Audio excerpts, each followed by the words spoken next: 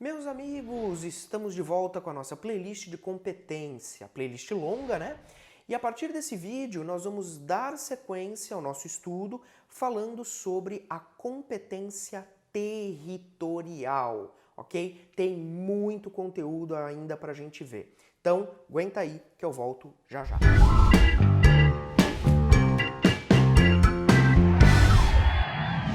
Olha só, galera. Esse é o nosso primeiro vídeo falando sobre a competência territorial, que é o último critério de competência que falta a gente estudar.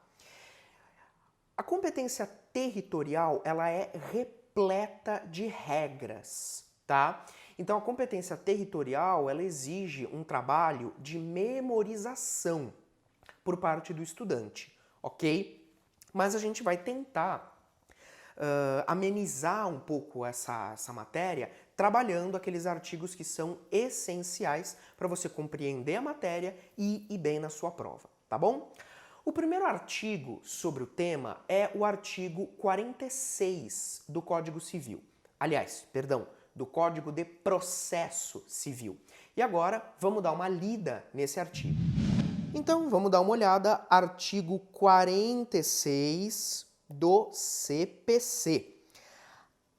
A ação fundada em direito pessoal ou em direito real sobre bens móveis será proposta, em regra, no foro do domicílio do réu. Então aqui a gente tem a nossa primeira regrinha, foro do domicílio do réu, ok? Galera, olha só. Então logo no caput do 46, a gente tem a seguinte regra. Se a ação versar sobre direito pessoal ou sobre direito real sobre bens móveis, a ação tem que ser proposta no foro do domicílio do réu. Portanto, a regra geral no nosso sistema processual é que as ações sejam propostas no domicílio do réu. Só para a gente entender bem o que a regra do caput está querendo dizer. Quando ele fala em ações fundadas em direito pessoal, está se falando aí, de forma geral, do direito das obrigações, tá? Então, por exemplo, se eu contrato uma determinada pessoa para realizar um serviço, né? Obrigação de fazer. Aqueles exemplos clássicos lá do direito civil, né? Então eu contrato uma pessoa para pintar o muro da minha casa. Eu contrato uma pessoa para fazer um quadro, para fazer uma estátua, enfim. A pessoa não faz. E aí eu tenho que propor uma ação contra essa pessoa. Aonde que eu proponho? Resposta: no domicílio do réu. Tudo bem? Então, se eu tenho uma ação sobre o direito pessoal, obrigação de dar, fazer, não fazer, todas essas ações eu proponho no domicílio do réu. Só que o caput ele ainda segue dizendo assim: se a ação versar sobre direito real sobre bens móveis, atenção, direito real sobre bens móveis, ok? Essa ação também tem que ser proposta no domicílio do réu. Então, só para a gente lembrar. Professor, dá um exemplo aí de direito real sobre bens móveis. Penhor. Né? O penhor é, sem sombra de dúvida, o melhor exemplo. Então, você talvez não saiba, não se recorde, mas se você conversar com seus pais ou, de repente, seus avós, eles vão lembrar, né? Hoje em dia, a Caixa Econômica Federal, ela tem um setor de penhor. Então, o que acontece? A pessoa está precisando de uma grana e aí vai no banco pedir. Né? Só que o banco quer uma garantia. Falou, bah, vou te emprestar aí 5 mil reais a troco de nada? Me dá uma garantia.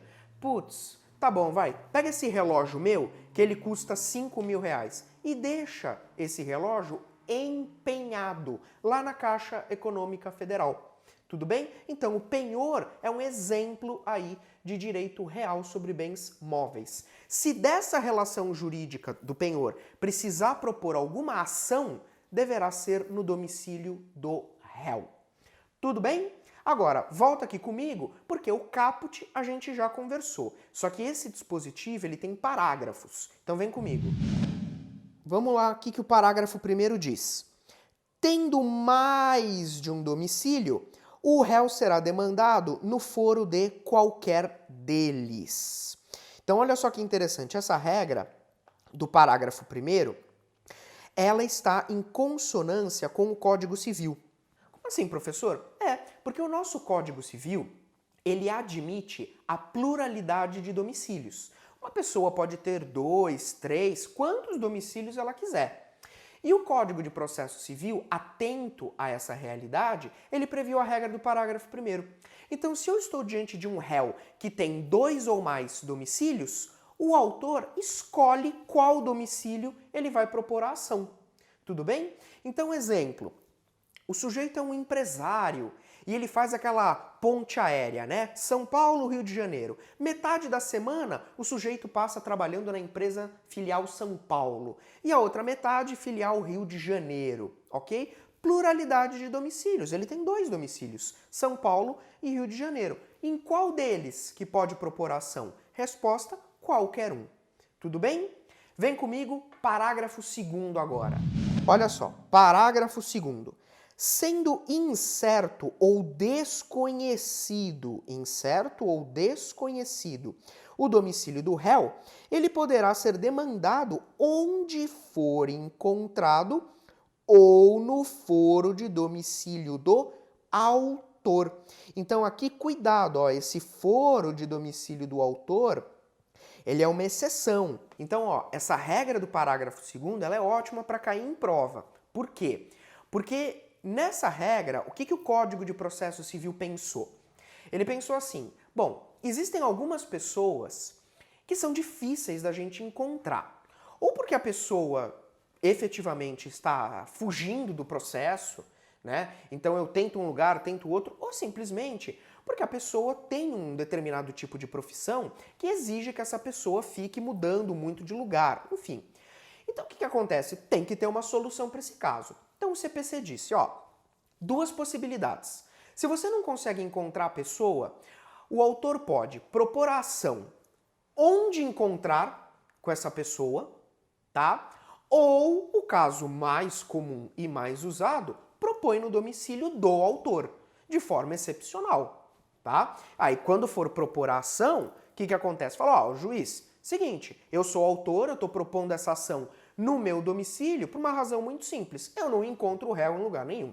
Tudo bem? O domicílio dele é incerto e não sabido. Já procurei, já fui em lugares, mas o domicílio dele é incerto e não sabido. Tudo bem? Então estou propondo no meu foro. Beleza? Volta aqui comigo.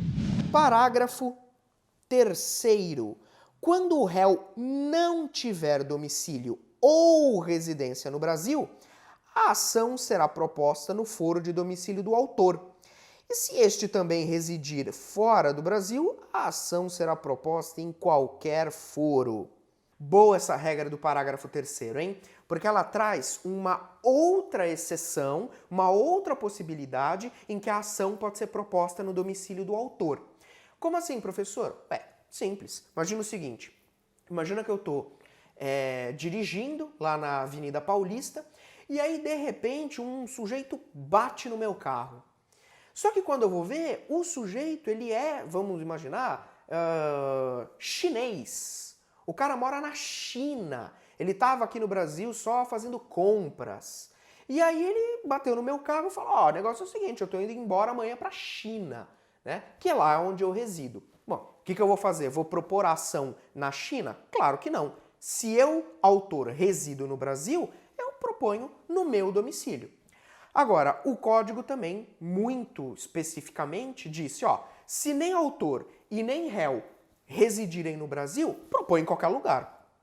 Qualquer lugar, professor? Qualquer lugar. Porque se nenhum deles tem domicílio aqui no Brasil, então para eles qualquer lugar serve. Tudo bem? É indiferente. Beleza? Volta aqui para o parágrafo 4º. Então vamos lá, parágrafo 4º. Havendo 2 ou mais réus com diferentes domicílios, serão demandados no foro de qualquer deles, à escolha do autor. Olha que bacana, galera. Esse parágrafo 4º, ele é super aplicado naqueles casos em que existe litisconsórcio passivo. Lembra do litisconsórcio? Tem uma playlist aqui só sobre isso. Então, no caso de haver um litisconsórcio passivo, pluralidade de réus, cada um com um domicílio, o autor escolhe. O autor escolhe. Tudo bem? Tranquilo? Para a gente fechar esse vídeo e fechar o artigo 46, quero falar sobre o último parágrafo. Olha só. O parágrafo 5º, ele traz uma regra bem específica, porque é uma regra sobre os processos de execução fiscal, tá? Ele diz: a execução fiscal será proposta no foro do domicílio do réu, no de sua residência ou do lugar onde for encontrado. Ok? Então, olha só. O novo CPC, ele resolveu prever uma regra específica para os processos de execução fiscal. Ou seja, aqueles processos em que a fazenda pública busca receber os seus créditos. Veja, essa regra ela é extremamente benéfica para a fazenda pública. Ok? Então a gente sabe que quando a fazenda pública ela está atuando em juízo, ela tem uma série de prerrogativas. É praticamente um outro processo civil, só voltado para a fazenda pública. E o parágrafo 5º resolveu prever uma regra específica para os processos de execução fiscal, logicamente uma regra benéfica para a fazenda pública, porque ela pode propor a ação em basicamente qualquer lugar, ou no domicílio do réu, ou na sua residência, ou no lugar onde ele for encontrado, tudo bem? Então essa regra, ela é uma regra que serve para facilitar os processos de execução fiscal. Beleza? Com isso, meus amigos, fechamos o nosso primeiro vídeo sobre competência territorial. Te convido para o próximo vídeo, porque a gente ainda tem muita coisa para falar, tá bom? Fica aí, aguardo você no próximo vídeo, e se você gostou, por favor, dá o seu like, compartilhe o nosso vídeo, ajuda a gente a crescer, tá bom? Isso aí.